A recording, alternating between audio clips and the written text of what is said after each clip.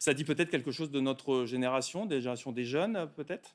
Peut-être, oui, je pense que Jonathan est plus à même de s'exprimer là-dessus, puisque c'est lui qui a écrit le Mmh? scénario. Bah, je crois que ça dit quelque chose sur, nous tous, pas forcément les jeunes, même si c'est très identifié jeune parce que ça commence sur un échec de la relation virtuelle, enfin d'une promesse de relation virtuelle et puis le spontané prend place et laisse, la nuit passer pour, faire naître ce sentiment amoureux. Et d'un point de vue un peu plus technique, vous avez tourné la nuit dans Paris. Est-ce que ça, c'était facile en termes d'organisation, d'autorisation peut-être?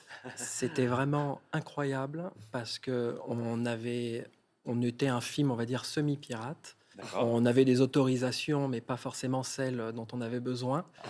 Mais c'est pas le délire de dire: «On n'avait pas d'autorisation», c'est génial. Ce que ça veut dire, c'est qu'on était dans des endroits de Paris qui sont habituellement pas faciles d'accès pour les tournages et là, on était dans des situations de tournage extrêmement improvisées, extrêmement, réactives et ça, c'était vraiment, réjouissant pour le réalisateur que j'étais sur ce tournage. Il y a aussi des scènes dans le noir assez impressionnantes, on ne va pas tout divulgacher.